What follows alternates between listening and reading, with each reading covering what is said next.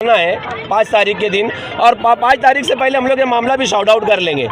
तो हम लोगों को ये बोलना है कि कुछ वक्त दिया जाए, कुछ वक्त दिया जाए बस्ती के गरीब लोगों को। ये मामला पूरा शॉर्ट आउट हो गया। जिन्होंने जो कंप्लेनर है वो भी केस विड्रॉल करने के लिए तैयार है, लेकिन कारपोरेशन मानने के लिए तैयार नहीं है कि नहीं बस्ती हमको तोड़ना है। तो इसको क्या बोलेंगे अपन? कारपोरेशन की ज्यादती बोलेंगे या दादागिरी बोलेंगे? इसको क्या बोलेंगे हम? देखिए, पूरे हिंदुस्तान में जो बुलडोजर चल रहा है तो कारपोरेशन वही श्रेय लेना चाहती है, और ये चाहती है कि यार यहाँ पर गरीब बस्ती टूट जाए। पूरे हिंदुस्तान में जो बुलडोजर चल रहा है मुसलमानों के ऊपर, उसी चीज़ को लेकर के कहीं ना कहीं हमारा ऐसा मानना है कि कारपोरेशन बताना चाहती है कि मालेगांव की मुसलमानों की घनी आबादी में भी हम जो है बुलडोजर चला करके दिखाएंगे।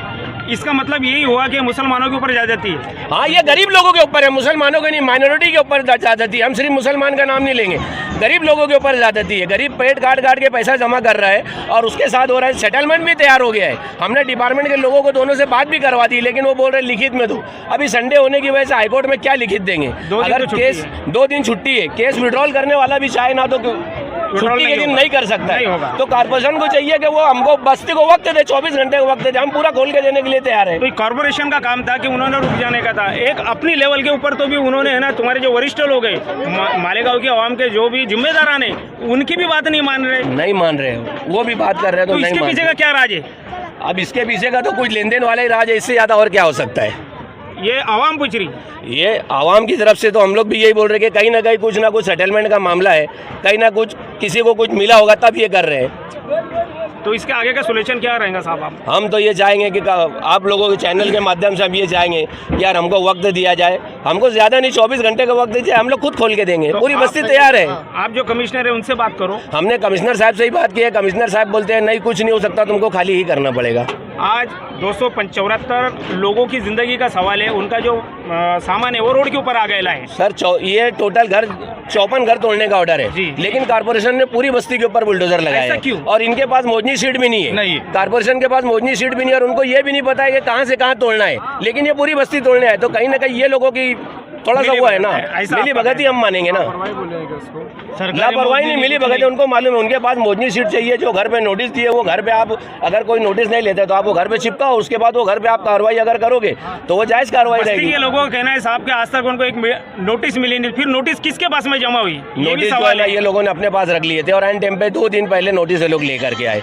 नोटिस 1.5 महीने अव्वल आई थी, लेकिन कारपोरेशन ने 1.5 महीने अव्वल किसी को बाय पोस्ट दी है, ना ही घर पे लाके चिपकाई है। तो ये बेजवाबदार बना बोला जाएगा? हाँ, ये कारपोरेशन का लापरवाही है। कारपोरेशन चाहती थी कि हम भी बुलडोजर की ताकत जो है मालेगांव में बताए, बस इसीलिए कारपोरेशन ने काम किया है। इसका मतलब महाराष्ट्र के अंदर तुम्हारे कारपोरेशन का, मालेगांव कारपोरेशन का नाम हो, इसके लिए तो नहीं करती तुम्हारी कारपोरेशन? ऐसा ही कुछ लगता है, ऐसा ये महाराष्ट्र के अंदर इनका परचम लहरा है, और लोग देखे कि मालेगांव में हुकूमत को ये बताना चाहती है, हुकूमत को ये बताना चाहती है कि यार हम भी बुलडोजर का जो काम है वो मालेगांव की बस्तियों में कर सकते हैं, यही उनका काम है। साहब ये शुरुआत है, आज यहाँ हुआ, कल और बस्ती में भी हो सकता है। तो इसके लिए आपका क्या कहना है आगे का? हम तो ये कहेंगे कि यार भाई, अगर आपके पास प्रशासन का ऑर्डर है, सब कुछ है, तो यार जो रहने वाले लोग हैं, जो बरसों से रह रहे हैं, थोड़ा सा आप उनका भी देखिए, उनकी भी बात कीजिए। आपको अगर कोई पब्लिक नोटिस नहीं ले रही तो आप अखबार के जरिए नोटिस किया। मैं 178(3) के लोगों को नोटिस देना चाहते हैं, आप जाहिर नोटिस अखबार में भी निकालिए जब आप बुलडोजर की कार्रवाई कर रहे हैं। आज तक इन्होंने एक भी नोटिस निकाली नहीं, कोई नोटिस नहीं निकाली, अखबारों में भी नहीं दिया है, ना ही सोशल मीडिया पे कोई चीज़ दी है। बोलेंगे क्या बोलेंगे आप? नहीं, इनका ये प्रोग्राम है, सिर्फ बताना था इनको कि यार हमको बुलडोजर चलाना है, बस यही है। खरीदे सब, इतना पूरा सब खरीद के बनाए, हमको जगह मिलना चाहिए, उसके बाद पूरा उखाड़ो। ये हटक से कर रहे, जैसा जिसकी जमीन थी वो ग्राउंड मार देता कि हमारी जमीन है, इसको बेचने वाला दलाल हमको एड़ा बनाया। क्यों एड़ा बनाया? हमारे घर की जमीन होना, हमको घर की जगह होना। एमएलए इतना साथ देता तो कोई गरीब इतना परेशान नहीं होता। वोट की टाइम बोलता हम तुम्हारा काम करेंगे, और जब वोट मिल जाता हम तुम्हारे साथ है। जब उनको वोट मिल जाते वो रास्ते लग जाते, घर भर लेते, रास्ते लग जाते। दलाल है यहाँ का, उसको बुलाओ। दलाल जो है वो दलाल बुलाओ।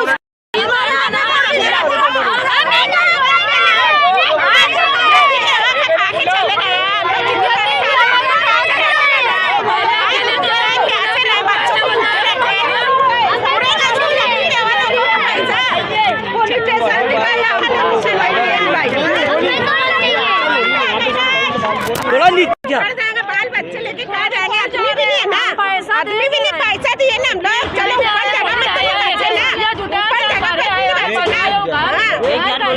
पैसा दे के खरीदे ना हम लोग। 90,000 रुपया, क्या 2 लाख रुपया लगा के बना। अभी हमारे पैसा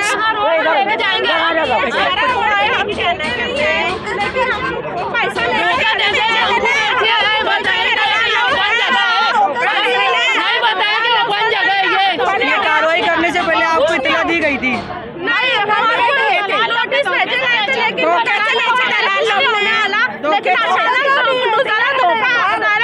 बुलडोजर आगे आया,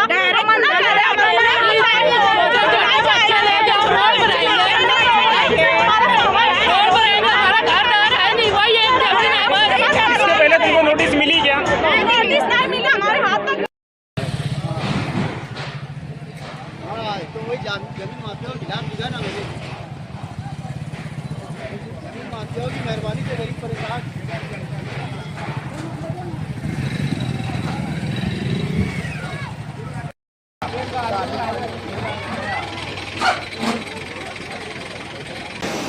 और आज ये बुलडोजर भेज के उजाड़ दिया, घर उजाड़ दिया। हर टाइम बात यही आती है कि महफूज सेठ के पास पैसा रखा है वो पलटा देंगे। ये मालेगांव सर्वे नंबर 178-3 है और आज से 10 साल पहले यहाँ पे व्यवहार हुआ था और ये ज़मीन थी फकी के नाम पे। उसका इंतकाल होने से ख़ानदानी झगड़ा होने की वजह से आज तक बस्ती वालों को खरीदी नहीं मिली। इनके घरेलू झगड़े होने की वजह से गरीब बस्ती वालों ने जो लोग यहाँ पर है जिनका आज गरीबों का घर उजाड़ा गया, ये लोग पैसा देकर नौकरी बना कर लिए और इनसे ऊपर के जो लोग हैं वही पैसा देकर व्यापार लिए। लेकिन सबसे बड़ा मसला यही है, सबसे बड़ा मसला ये है कि गरीब लोगों के पास खरीदी नहीं होने की वजह से आज हाईकोर्ट का आदेश आया। हाईकोर्ट का आदेश को जो वकील साहब 8 साल से चक्कर मार रहे थे, वो बोल रहे थे कि उसको 80 लाख रुपये दे तो मैं मामला हल कर दूंगा। इसाक सेठ जर वाला कल भी गए, 60 लाख मेरे पास रखा है, वो नहीं दे रहे। इरफान चमड़े वाला, ये सब लोग अगर पैसा देते तो ये घर बच जाता था, वो लोग पैसा नहीं दिए और इनके घरेलू झगड़े की वजह से ये बेचारे गरीब लोगों का घर उजड़ गया। अब इसके घर की भरपाई कौन करेगा? खरीदी इनके पास नहीं, आज इनका तोड़ डाले, आज 1 करोड़ का नुकसान हो गया है, 100 घर टूट गया है। अब ये कहाँ जाएंगे, कहाँ रहेंगे? इसमें छोटे छोटे बच्चे हैं, गरीब लोग हैं, मांग के खाने वाले हैं, इनका कोई पुरसान हाल नहीं है। अब ये बेचारे कहाँ सोएंगे, कहाँ उठेंगे, बैठेंगे, ये इनको नहीं समझ रहे हैं। अभी शाम होने के बाद 200-250 लोग जाएंगे इसाक जराले को वहाँ और उससे पैसा मांगेंगे, वकील को खरीदी देंगे और अपना आशियाना बनाएंगे। इतनी मालूमात मेरी जानकारी मैं आप लोगों को बताया हूँ ये चैनल के माध्यम से। हाँ, ये ऐसा है कि जो फकी मरा है जिसका उतारे पे नाम था, उसकी बीवी का नाम समीम बानो है, तो वो उनको इसाक जराले और महफूज को बड़ा बनाइए, तो वो लोग को पैसा दिया है और वो लोग ने आज तक वो पैसा वकील को और खरीदी को दिए नहीं, इसलिए गरीब लोगों को खरीदी नहीं मिली और ये घर उजड़ गए। ये इनके खानदानी झगड़े, फकी का इंतकाल हुआ ना तो उसकी भी बोलती ये मेरी मिल्कियत है, फकी के माँ बाप बोलते मेरी मिल्कियत, उसके भाई लोग बोलते मेरी मिल्कियत है। तो कोर्ट में 4 साल केस होने के बाद 11-11 गुंटा सबको बांट मतलब हिस्से में आई है। तो जब ये समीम बानो के सास ससुर को जो हिस्से में आई ना, वो हाई कोर्ट के वकील को दे दिए कि यार ये तुम लोग वो परसेंट पे और वो अपने नाम पे खरीदी ले लिया है और आज कोर्ट के आदेश से तोड़वा दिया है। ये समीम बानो के सास ससुर लोग हैं, जो फकी मरा है ना उसका उतारे पे नाम था, अब मर गया तो बोले ये हमारे बेटे की मिल्कियत है। समीम बानो बोलती मेरे आदमी की मिल्कियत है। ये इनके घरेलू झगड़े में गरीब पिस गए है। ये जो जमीन है ना पैसा देकर ली हुई है, फुकड़ में कोई ठेका नहीं है। हाँ हाँ, लेकिन असल मालक कौन है ये जमीन का? अभी फिलहाल जो कोर्ट में गया है हाँ उसके नाम से आदेश हाँ, मैं बता रहा हूँ ना, जो समीम बानो ने बेची है ना उसके सास ससुर ने वो लोग कोर्ट में गए हैं, वकील को दे दिया खरीदी के तुम ले लो, तुम खाली कराओ और फिर उसके बाद ये ज़मीन पे हमारा ताबा रहेगा। ये जो है ना फकी जो मरा है ना उसकी माँ बाप और उसकी बीवी इनके घर के झगड़े में आज गरीब पीछे जा रहे हैं। ये उनका घरेलू झगड़ा है, ये उनकी ज़मीन है लेकिन ये बेच डाले। अब पैसा कौन लिया है? समीम बानो, इरफान चमड़े वाला, ये लोग लिए और इसके लोग के पास पैसा नहीं पहुंचा तो ये लोग ने क्या करे, गुना दाखिल करा दी, इनके ऊपर आज तख्ती उजड़वा दी। कोर्ट के आदेश में तो असल मालिक कौन है इसका? असल मालिक अभी वो वकील को खरीदी थी, वो है असल मालिक। वकील का नाम मुझको नहीं मालूम।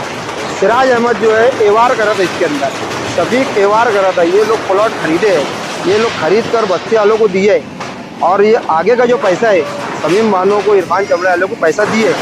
अब इनके घरेलू खानदान के झगड़े होने की वजह से 8 साल तक खरीदी नहीं मिली, और पैसा ये लोग का पूरा पेट है। ये गरीब लोग बेगुनाह है, ये एवार है। आज जो एक हो रहा है ना, तो ये सरासर गलत हो रहा है। ये एक एवार है साफ सुथरा, लेकिन खरीदी नहीं होने की वजह से आज वो लोग बोलते हैं ज़मीन हमारी है, बाकायदा नोटरी है, खरीदी है। हाँ, बेची है, लिखा पड़ी है, उसका प्रूफ है। और मैं आपको ये बता दूँ, आज से 2 साल पहले इन पे गुना दाखिल हुआ। शमीम बानो, इरफान चमड़े आला, सिराज टोपी और शफीक प्लास्टिक आला, ये चारों बेल पे बाहर है। ये लोग पे गुना दाखिल है, ये लोग को सजा हुई, बाकायदा बेल पे बाहर है। क्यों? इनको 400 के गुना दाखिल करे थे, उसके बाद इनसे पैसा मांगे, पैसा नहीं दिए, आज लोगों को बस्ती तोड़ डाले, करोड़ों रुपये का नुकसान है। मैं नसीम अहमद, मुनीर अहमद, 2019 के अंदर मतलब ये मैंने प्लाट लिया। इसका मेन मालिक था शफीक खानवा 178 में एक प्लाट लिया था, प्लाट नंबर 86 है। और ये उस पीरियड में लिया था 1,25,000 रुपये का, और इसके ऊपर बांधकाम किया। और मतलब एक मालिक के ऊपर एक कसाई ने लिया था, कसाई खाली मालिक से एक आदमी ने लिया, उसके बाद मैंने लिया। और उसके बाद में मतलब आज तो ये ऐसा तमाशा आ गया, सब तोड़ का आ गया, अपने को कोई आइडिया नहीं थी। और अभी मालिक के लग गए, हम 2-3 मालिक से मुलाकात करें हम लोग यहाँ पर, तो ऐसा बोल रहे, बोले यार काम हो जाएगा, 15 दिन में खरीदी मिल जाएंगी। लेकिन हम लोग को ऐसा कुछ लगता नहीं, और हमको आज के रेट का पैसा होना, और नहीं तो हमको इंसाफ होना। हमारी जगह हमारे को ताबे में रहना चाहिए बस, और कुछ नहीं। और ये हमारे लगे नोटरी है, ये नोटरी है। मैं फर्स्ट पार्टी के बाद में दूसरी पार्टी है, मैं इनसे लिया था, और अभी हमारी कोई सुनवाई नहीं हो रही है। डायरेक्ट ऊपर से आधे से बोल रहे हैं, सब तोड़ेंगे बोले हम। और मालिक से मिल रहे तो मालिक खाली दिलासा दे रहे हैं, बोले 55 लाख तो महफूज के पास रखा है, हिसाब वाले के लड़के के पास में। लेकिन हमको ऐसा लगता नहीं कि रखे लेके क्या है क्या नहीं। वो रात में यहाँ के लोग गए थे, महल्ले वाले ऐसा बोले यार वो बात हो गई हमारी 55 लाख रुपये। हम बोले मुंबई वालों को दे के मामला को रुकवाएंगे। लेकिन आज सुबह आए तो मालूम पड़ रहा हमारा घर, मैं सो रहा था, उड़ कर आया तो मालूम पड़ा कि यहाँ DCP आ गई है, सब पूरे डिपार्टमेंट शासन प्रशासन सब यहाँ पर आया हुआ है। हम करना तो क्या करना साहब, हमारा तो ये पेपर है, मैंने जिससे लिया था उसका भी है। ये सिराज अहमद, शान खान से मैंने लिया, सैयद और इमरान मलिक आजू मैंने लिया ही प्लाट। और ये सब यहाँ तोड़ना चाहते हैं, बहुत ज़्यादा परेशानी नहीं होता। हमारी कोई सुनवाई नहीं होती है, कोई कार्रवाई नहीं होती है। अब क्या करना चाहिए सर? हम प्लाट लिए थे 2,75,000 रुपये का, हमको लेने 1 साल हो गया सर। हाँ, 2 नोटरी बना के दिए, बोले खरीदी हो जाएंगे बोले, और खरीदी नहीं हुई, उल्टा इधर आ गए यहाँ तोड़ना चाहते हैं। मेरा नाम इमरान मलिक हाजी मोहम्मद उमर है। मैं 78-3 में प्लाट लिया था। मैं 78-3 में मैंने टुकड़ा लिया था, प्लाट नंबर 35 है। मैं लिया सिराज अहमद चांद अहमद से। इसे मैंने लेने के बाद ये बंदे ने मुझको प्लाट दिया, बहुत परेशानी हुई, हमारा घर पूरा टूट गया। अभी हम क्या करना, इसके लिए हमको इंसाफ होना।